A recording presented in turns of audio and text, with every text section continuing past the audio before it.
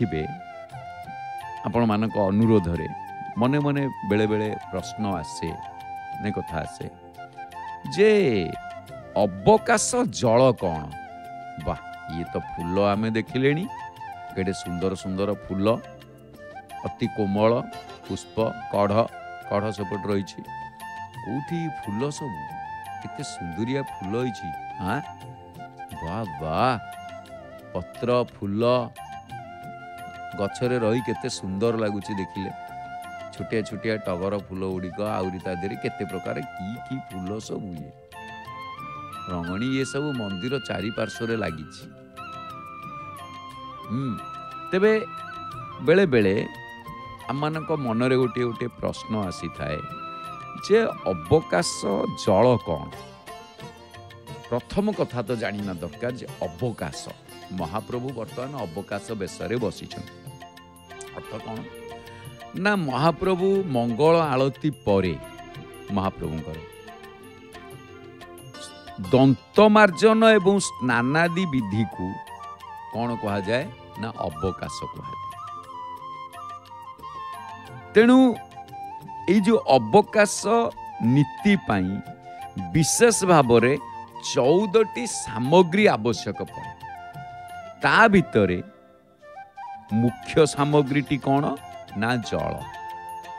ମୁଖ୍ୟ ସାମଗ୍ରୀ ହେଉଛି ଜଳ। ଏଥିରେ କ'ଣ କରନ୍ତି?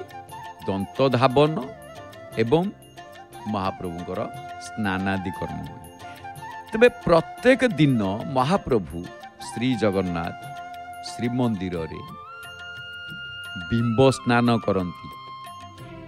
ପ୍ରତ୍ୟକ୍ଷ ସ୍ନାନ କରନ୍ତିନି, ପ୍ରତ୍ୟକ୍ଷ ସ୍ନାନ କରନ୍ତି କେତେବେଳେ ନା ସ୍ନାନ ପୂର୍ଣ୍ଣିମା ଦିନ ସର୍ବଜନ ସମ୍ମୁଖରେ।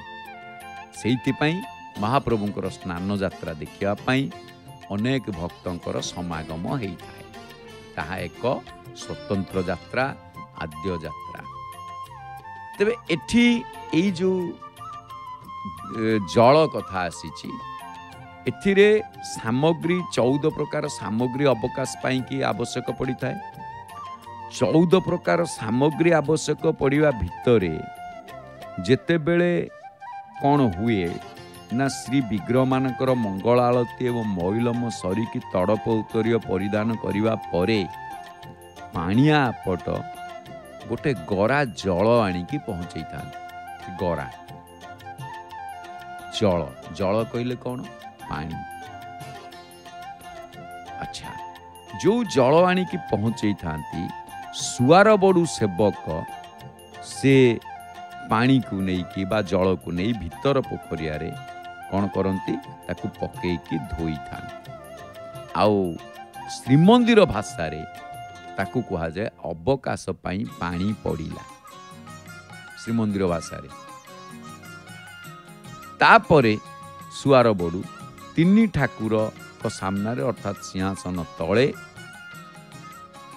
ତଥା ଗମ୍ଭୀରାର ପ୍ରାୟ ମଧ୍ୟଭାଗରେ 3 ଗୋଟି କାଠ ପିଡ଼ା ଆସନ ପକେଇଥାନ୍ତି।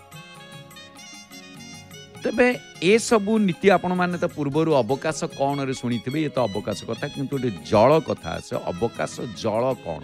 ଯେ ଜଳ କ'ଣ, ଫଳ କ'ଣ ଯଦି କହିବା, ୟାର ସେ କଥାର ମାନେ ନାହିଁ। ଅବକାଶ ଜଳ, ତାହା କ'ଣ ବ୍ୟବହାର କରାଯାଏ? ଯେ ଅବକାଶ ଜଳ, ଏଇ ଯେଉଁ ଅବକାଶ ଜଳଟି ମହାପ୍ରଭୁଙ୍କର ସ୍ନାନ ଜଳ। ତେଣୁ ମହାପ୍ରଭୁ ଯେତେବେଳେ ଅବକାଶ ନୀତି ମହାପ୍ରଭୁଙ୍କର ବଢ଼େ, ସେଇ ଯେଉଁ ଜଳ ବା ସ୍ନାନ, ଯାହାକୁ ତାହା ଅମୃତ ତୁଲ୍ୟ, ଯାହାକୁ ଗରାବଡ଼ୁ କ'ଣ କରନ୍ତି ନା 3ଟି ଝରି 3 ପିଢ଼ା ପାଖରେ ନେଇ ରଖିଥାନ୍ତି। ତାପରେ ପାଣିଆ ଆପଟ ସେବକ 3 ଗୋଟି ପିଢ଼ା ପାଖରେ 3ଟି ଗରା ପାଣି ଏବଂ ଆଉ ଗୋଟିଏ ହାତୁଆଣି ପାଇଁ 4 ଗରା ରଖିଥାନ୍ତି। ଏ ଅବକାଶ ପାଇଁ ଏ ଜଳ ସବୁ ବ୍ୟବହାର କରାଯାଏ। ତେଣୁ ମହାପ୍ରଭୁ ଦାନ୍ତ ଘଷନ୍ତି। ଦାନ୍ତ ଘଷିବା ପରେ ଏଠି ଗୋଟେ ଜିନିଷ ଆସେ, କ'ଣ ନା ଅବକାଶ ନୀତି ସହିତ ଯେମିତିକା କି ସତରୂପୀରେ ଅଛି, ମହାପ୍ରଭୁ ମୁତୁରି ଦାନ୍ତ କାଠିରେ ଦାନ୍ତ ଘଷନ୍ତି। तापरे जो दर्पणिया देइथिबा दर्पण मान जहाँकि खटुली उपरे पहाड़ा पड़ी गोटे पहाड़ा एटी कौन गोटे वस्त्र पड़ी थाए। एबे आमे मादला पांजी और मालिकार महाप्रभु विषय आलोचना को जाइने किंतु ता पूर्वर आम पाख गोटे निर्देश आई जोटा कि आपण मान मन भर अनेक प्रश्न जो आसे जो अवकाश पूजा कंप्लीटेड लिखा जाउछि ना से अवकाश विषय आम अवगत होचे। तेणु एठी पानिया आपट पानी नहीं कि जोगाते और आवश्यक सामग्री जोगई था जोगई सारा पर एठी कौन हुए ना दैनिक अवकाश पूजा ठा करिबा परे भीतर छ महापात्र और अन्य दुई पालिया पुष्पालकों को पूजा बसिबा को डका जाए। श्रीमंदिर भाषा रे पूजा बसिबा को ओल्हेबा हेउ बोली 3 थर कहा जाए। तापरे जमती गायक धरी नियंतु अनुपस्थित रे पालिया खुंटिया डाकी थांती तापरे मुख पखाल सेवक न डाकिबा पर्यंत अवकाश पूजा आरंभ हेई न थाए। अच्छा तेबे जेते बेले महाप्रभु मुख प्रक्षालन कला भली जो मुद्रा रे एठी कौन हुए ना बा भंगी द्वारा जमती बिंब स्नान ये सही भली सेठी 3 ठाकुरों को दांत काठिया जीभ छेलांती। तेणु ठाकुरों सम्मुख में दर्पण रखिकी दर्पणी स्नान कहा जाए। एभली भाव में कर्पूर मिशा जल ढला जाए ठाकुरों स्नान विधि होता है। ये जो महाप्रभुंकर स्नान हुए राजकीय पद्धतिर अनुकरण रे स्नान रे मुख्यतः जो द्रव्य लगी थाए ता हेउची प्रथमतः जल। स्नान 8 प्रकार स्नान भितर एक श्रेष्ठ उपादेय जहाँ हेउची मुख्य जी हेउची जल। सेतिपाई कहा जाए प्रेम भगति जल बिनुर घुराई अभियंतर मल कबहु निजाई। जल गोटे तरल सरल साबलील पदार्थ। जल कौन करे ना शरीर को निर्मल करे परिष्कार करि थाए। तेणु महाप्रभु स्नानादि कार्य रे जल सर्वप्रथम व्यवहार करा जाई थाए जो जल द्वारा ही महाप्रभु स्नान करि थांती। तेणु करी एई जो जल को आपण जते बेले देखिबे एथिरे वरुणकर सेवा आम जल देखुचे जो जल देखिले जोठी एकत्रित हो गच्छित होइकी भूमि भितर जो जल आछि अछंती आसिकी ये कौन ना एठी पोखरी फुआरा पॉन्ड्स तालाब आम ये जल को ए पोखरी नरेंद्र पुष्करिणी किंतु महाप्रभु कथा एते महान जे कि अगाध सागर तेणु ताकू नरेंद्र सागर बोली मध्य कई कही था। नरेंद्र पुष्करिणी बा नरेंद्र सागर यही नरेंद्र पोखरी रे आपण देखुं ये भंडार कौन ना जल भंडार सेपटे गोटे पानी टांकी देखुं कृत्रिम सेठी मोटर चलिले से पानी भरा जीवो ना नहीं मोटर बंद करदे से टांकी रे पानी से सरीगला जेपर्यंत आपण एटी किंतु ता नहीं ये आपे आपे झर पड़ी कि ये जल पूर्ण होइकी अछि। तेणु महाजल कौन ना गोटे श्रेष्ठ कथा सकाळु उठिकी जेते बेले बेश परित्याग करी शुद्धता पाई स्नान शौचादि कर्म महाप्रभु करिथांती सेथिरे से नीति के अवकाश कहा जाए आउ से अवकाश रे जल ही व्यवहार होता है।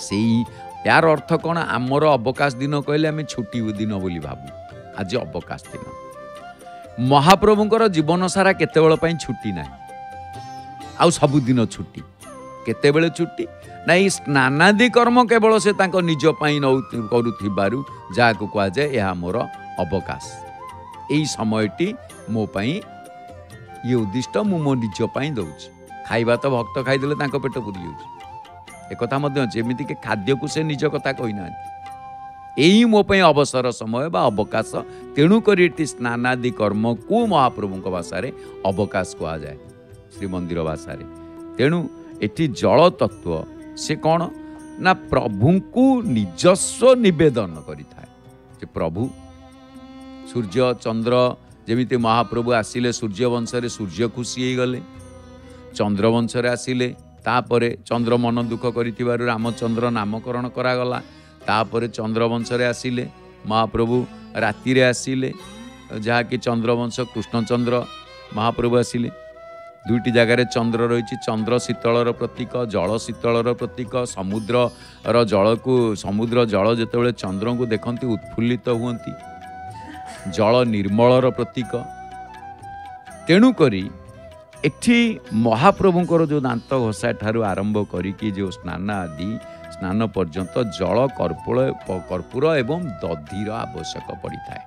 तेणु अवकाश जल सहित आम पुष्करिणी देखुचे, दीपदंडी देखुचे, दीपीदंडी। तापर आउटे कथा जल जहाँ न्यूनर प्रतीक, निम्नगामी। जेते आपण देखिबे रास्ता तळकू थिबो जल सियाड़ी गड़ी जीवो, जेहेतु से तरल एठी आबद्धर अछि ये जल। तेणु जल कथा कौन ना निजे न्यून होइकी जल भली प्रभुंकर सेवा करिबा। तेणु अवकाश रे ये जलर व्यवहार आसी थाए। सेथिपई कहा जाइछि कौन जीवर स्वधर्म स्वभाव हरिचरणे समर्पिव। तेणु अवकाश पूजा समापन परे जहाँ तुलसी मिश्रित होई प्रभुंक अधरामृत होइथिबारु ये समस्त भक्त मानक मध्यरे ता बंटा जाई थाए एवं दंतधावन स्नानादि कर्मर जल को कौन कहा जाए अवकाश जल। एवं से अवकाश जल को अधरामृत ताको अधरामृत कहा जाए एवं स्नान जल को चरणामृत कहा जाए। से चरणामृत को आमे कौन करे स्नान जल बा अवकाश जल आमे जी जाए रूपा पिंगण रे रखी था आमको टिके टिके हाथ बढ़ई देले आमको मिली थाए।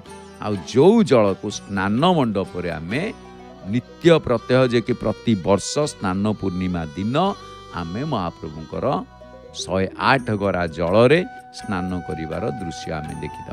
बहुत शीघ्र आसी जाउची। एबे तो अक्षय तृतीया ठू आसी जीव चंदन यात्रा, तापर पर तो ज्येष्ठ पूर्णिमा स्नान पूर्णिमा आ कोन।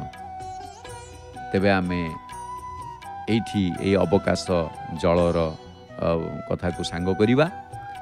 एथर आसंतु आमे जिबा श्रवण करिबा आजिर संक्षिप्त पंजिका। कौन रही आजिर पंजिका टिके दृष्टिपात करिबा। आजिर तारीख केते आज